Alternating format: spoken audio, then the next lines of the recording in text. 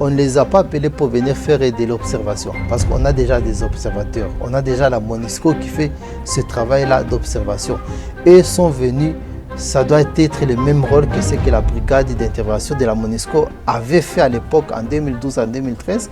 C'est ça le rôle, c'est de venir mettre fin. Ce n'est pas de venir appuyer un quelconque dialogue ou des négociations.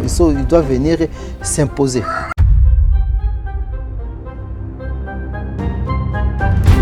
Le débat n'est pas ce qu'ils partent ou qu'ils restent, mais c'est qu'ils fassent le travail qu'on attend d'eux. Le travail qu'on attend d'eux, c'est de mettre fin au groupe armé. Le groupe armé, ça inclut et ça commence par les M23 et les autres.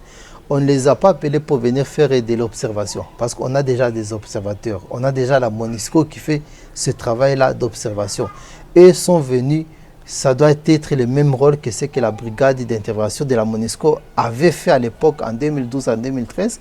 C'est ça le rôle, c'est de venir mettre fin. Ce n'est pas de venir appuyer un quelconque dialogue ou des négociations. Ils doivent venir s'imposer.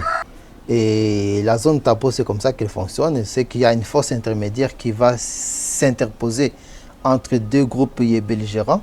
Mais malheureusement, je pense que ce n'était pas ça qui était prévu dans les discussions initiales. Je ne pense pas que le mandat de la force de l'East Africa était de venir instaurer une zone tampon. Et si c'était une zone tampon, il y a d'autres forces qui auraient pu le faire. La MONUSCO est là, elle pouvait le faire.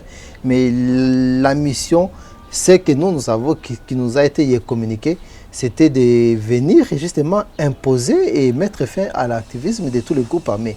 S'il y a un changement de calendrier ou des négociations ou d'accords, il faudrait qu'on le sache. Mais nous, au niveau du Parlement, la mission qu'on nous a communiquée, c'était de venir d'imposer la paix et de mettre fin à l'activisme de tous les groupes armés, en commençant par les M23. Il y a une déviation de la mission, et toute déviation et tout changement d'une quelconque mission devrait être fait en accord avec tous les acteurs. Et parmi les acteurs principaux, je peux dire le premier acteur, c'est le gouvernement congolais.